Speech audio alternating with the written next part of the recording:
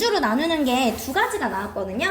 그럼 첫 번째는 얘들아 범주로 나왔을 때 두 가지 내용을 처음부터 얘기해요. useful 하고요. high cost, 유용하지만 동시에 큰 대가를 가집니다 라는 게 좋기도 하고 나쁘기도 하다거든. 근데 이거는 처음부터 이렇게 나와. black and white라고요. black and white는 나빠라고 sabotage, 어떻게 지금 방해합니다 라는 단어로 나오죠 얘들아. 되었을까 얘들아?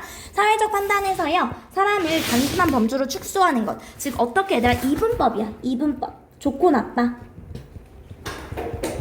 야, 그 사람은 좋아, 그 사람은 나빠. 이렇게 축소하면요. 복잡한 인간성을 이해하는데 문제가 된다라는 거예요. 그래서 문제점입니다. 사람들을 줄이는 데 있어서요. 무엇으로 줄이는 거냐면요. 단순한 카테고리로 줄이는 거예요. 뭐에 있어서? 사회적인 판단에 있어서 단순한 카테고리로 나누는 것의 문제점들이야. 즉 이렇게 단순한 범주에 넣으면요. 그들을 고정관념으로 축소시켜 진정한 이해를 가로막습니다 라는 거예요. 되었을까요? 그 다음에 현대생활의 끝없는 청색감, 즉 블루라이트로 인해서요 신체 리듬이 붕괴된다라는 거예요. 그래서 뭘 얘기하냐면요 수면 부족과 비만을 유발합니다 라는 거예요. 얘가 붕괴가 된다고 disruption. 무엇이? 신체 리듬이요. 뭐에서? 지속적인 블루라이트의 노출에 의해서요. 결국에 이것이 수면 부족과 비만을 유발시키고요 전체적인 이런 정상적인 생체 리듬을 붕괴시킨다라는 거예요.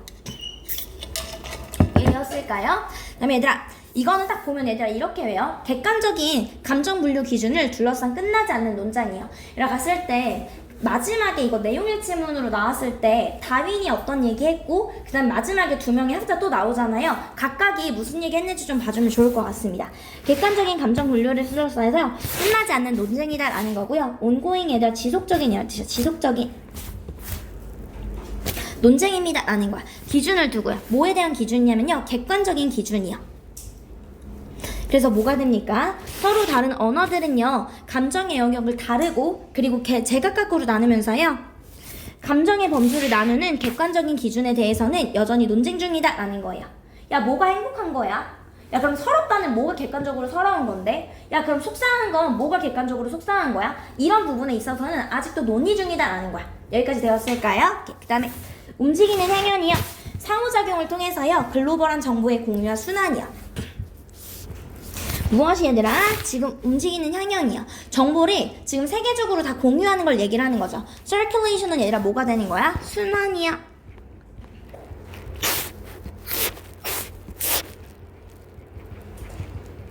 그래서 뭐가 됩니까? 디지털 시대에 움직이는 향연이라는 것은요 언제 어디서든 지속적인 사회적 상호작용을 가능하게 하는 역동적이고 글로벌한 정보의 공유와 순환을 상징합니다 라는 거예요. 이해되었을까요? 오케이. 그 다음에 얘들아 재능에 대해서요 가정을 하는 거예요. 근데 얘들아 이렇게 가정을 할 때 이거 좋다 안 좋다? 안 좋다라는 거야. 미리 아이들의 잠재력을 제한한다 라는 거예요. 다시 한번 인과관계의 신스너입니다. Impact of A on B. 우리의 잠재적인 재능이 누구에게 얘들아? 아이들의 성취에 미치는 영향이야. 즉 재능의 성취를 결정한다는 가정은요 처음부터 잘하지 못하는 아이들을 좌절시키는 거야. 처음에 못해? 야 너 그럼 아예 못하는 거야 하고 그게 진짜 자기 충족적인 예언이 돼서 못하게 된다라는 거야. 응설이 졸리면 일어나요. 오케이. 그럼 얘들아 재능에 대한 가정된 한계는요 자주 제한된 성장과 자기 의심으로 이어진다라는 거야. 되었을까요? 얘들아 선생님 미안한데 이거 안 들어간다 그랬죠? 이거 두 개 안 들어간다 그랬지? 시험범위 이거 안 들어가거든요 얘들아. 35 뒤에 두 개. 어? 이거 왜 31밖에 없어? 아, 얘들아 미안해. 선생님 이거 다시 한번 만들어 놓을게. 뭐 빠진 거구나.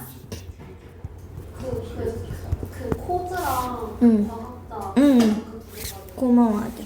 볼게요 얘들아. 하나의 과학 주제를 탐구한 다음에 다른 주제를 탐구하는 것이 과학 분야에서 주목할 만한 연구를 할 수 있게 합니다 라는 거예요. 한 번에 하지 말자라고 했었습니다. 그래서 뭐가 됩니까? 이유들이요. 이유들인데 어떤 이유들이 되는 거야 얘들아? 지금 눈에 띄는 연구인데 다양한 과학 분야에서 우리가 notable, 눈에 띄는 연구를 하려면 어떻게 해야 된다고요 얘들아? 지금 이렇게 하려면 한 번에 하나씩만 해야 된다라는 거죠. 그래서 어떻게 평균적인 재능을 가진 사람이라도 한 번에 여러 과학 분야를 시도하지 않고 특정 기간 동안에 한 분야에 집중하면 뛰어난 성과를 낼 수 있다라는 거예요. 여기까지 되었을까요? 그 다음에 승자 독식이 아닌 대회예요. 과학인데요. 얘들아 지금 뭐 위너가 다 가져가는 대회는 아니다라는 거예요. 여러 대회가 있고요. 사람들도 여러 명이다라는 거예요. 과학을 승자 독식으로 보는 관점은 틀렸고요. 실제로는 다양한 과학 분야에서 여러 승자가 나올 수 있다라는 거예요. 여기까지 친구들이 됐을까요? 그 다음에 분류하고 일반화는 직관적인 능력은 유용하지만 얘들아 우리가 일에 빠르게 판단을 내릴 수 있어. 진짜 빠르게 판단을 내릴 수 있다고요. 하지만 동시에 얘들아 내가 충분히 바꿀 생각이잖아. 야 제가 봤을 때 지금 좋은 사람이 아닌 것 같은데 라고 내가 고정관념을 가져버렸어 얘들아. 근데 지내다 보니까 생각만큼 나쁘지가 않은데 라고 생각이 든 거예요. 근데 그럼에도 불구하고 내 이거 고정관념이 잘 안 변하는 게 문제다라는 거야. 즉 부정확한 게 문제가 아니라 고정된 것 그걸 계속 유지하려는 그 경향이 문제다라는 거야. 이해됐을까요? 민성아 뭐가 문제다? 부정확함이 문제야? 유연하지 못함이 문제야? 그치 유연하지 못한 게 문제다라고 했었습니다. 얘라 그래서 이런 직관적인 능력은요 어떤 능력이 되는 거야? 나누는 거고 일반하려는 직관적인 능력은 유용하지만 대가를 가지고 옵니다라는 거야. 여기서 프라이스는 대가가 되는 거죠. 그래서야 우리가 이렇게 고정관념을 내리는 것이 유용한 일반화의 능력의 결과이지만 진정한 위험은 부정확성이 아니라 한번 형성이 되면 잘 변화하지 않는다는 점이다라는 거야. 이게 문제다라는 거예요. 여기까지 됐을까요? 그 다음에 의사소통의 수단으로서의 힘이요. 우리 특히 초반에 교사들한테 이게 진짜 중요하다라고 했었지. 차분하고 권위 있는 이런 톤이 중요하다라고 했었습니다. 교사는요 큰 소리로 소리를 치는 것보다는 조용하고 권위 있는 어조로 목소리를 조절하는 것이 학생들에게 훨씬 더 효율적이다라는 거예요. 여기까지 했을까요? 그리고요 그리고 낯선 주제도 관객이 편하게 받아들일 수 있게 하는 영화 음악은 어떻게 익숙한 음악을 만들면 된다라는 거야. 그러니까 영화의 배경이 너무나 미래야, 너무나 우주야 라고 하면 익숙하지가 않죠. 근데 거기에 음악까지 너무나 낯설어 버리면 잘 받아들여지지 못한다고요. 되었을까요? 그래서 음악의 악보인데 지금 영화에서 음악의 악보요. 뭐 하는 데 있어서? 하게 하는 데 있어서요. 무엇을 얘들아? 지금 관객이요 받아들이도록 하게 한다라는 거예요.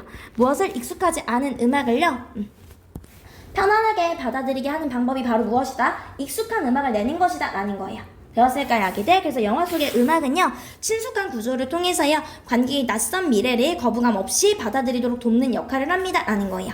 여기가 되었을까요? 그 다음에 윤호야 바자르의 시장은요 가격이 유연했어 정해져 있었어. 유연했다라는 거지. 그게 왜 그래? 서로의 뭘 알기 때문에? 그치 재정적 상황을 알고 서로의 문화를 알기 때문이다 라고 했었습니다. 즉 유연한 가격 설정 메커니즘이 필요한 상점과 경제요. 바자르 경제는요 필요로 하는데 얘들아 무엇을? 유연한 가격 설정을 필요로 한다라는 거야. 상점과 경제에서는요 구매자와 판매자가 공유된 문화와 경제적인 제약을 서로 이해함으로써 가격에 대한 뭘 한다고 얘들아? 합의를 이룬다라는 거예요. 여기까지 했을까요? 그 다음에 사람은요 사회적 자극에 차별적으로 반응하고 타인을 모방하려는 타고난 성향을 가진다라는 거예요. 여기까지 되었을까요? 두 가지 얘기를 합니다. 사람들은요 어떻게? 아기들은 차별적으로 반응을 한다고요. 차별적으로. 그러니까 다 똑같이 반응하지 않아요. 다 다르게 반응을 하는 거고요. 기본적으로 어떤 타고난 성향을 가지냐면 타인을 모방하려는 타고난 성향을 가진다라는 두 가지 얘기를 하고 있습니다. 자극에 대해서 다르게 반응하고 타인을 모방하려는 그런 타고난 성향을 가진다라는 거예요. 되었을까 얘들아? 그래서 뭘 가지냐면요 인간의 타고난 성향입니다. 어떤 타고난 성향이 되는 거 얘들아? 우리가 다르게 반응하는. 되었을까 얘들아? 그리고 우리는 어떻게 합니까? 지금 사회의 자극에 차별적으로 반응하는 능력뿐만 아니라 자신과 비슷하다고 판단하는 타인을 모방하려는 선천적인 욕구까지 가지고 있습니다 라는 거예요. 여기까지 되었을까요? 그 다음에 산림 자원의 비시장적 가치를 따져보는 것이 중요하다라는 거야. 비시장적 가치가 사실상 시장적 가치보다 더 컸다라는 얘기였었죠. 그래서 봤을 때 중요성입니다.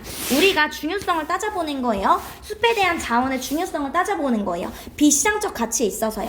즉 시장 인센티브가 천연 자원 착취를 유도하지만 어떻습니까? 생태계 서비스의 비시장적 가치가 경제적 가치를 훨씬 초과하기 때문에 자원 착취는 즉 자원을 벌목하고 이런 것은 경제적으로 비효율적입니다 라는 거예요. 되었을까요? 그 다음에 주의 초점 높이기요. 봤을 때 scattering이란 단어 자꾸 못 쓰는데 제대로 써야 돼. scattering이 아니라 분산하다라는 뜻이야. 분산하다. 즉 우리가 주의를 초점을 넓히는 거예요. 분산은 좋지 않은 거, 넓히는 건 좋은 거다라고 얘기했었습니다. 그래서 우리가 어떻게 주의 집중 방식에 대처해야 됩니다 라는 거고요. 넓히는 것이다 라는 거예요. 우리의 스팟라이트를요. 어떻게 우리가 뭐합니까? 집중을 하냐고요. 우리가 스트레스를 다루는 데 있어서 어떻게 해야 됩니까? 주의를 분산시키는 게 아니라 주의를 어떻게 확산해라 라는 거예요. 이해됐을까요? 주의를 좁게 집중하면 스트레스가 심해지지만 좁게 집중한다는 게 분산된 거다라는 거랑 똑같은 말이었습니다. 여기 한번 색깔할게요. 분산된 주의.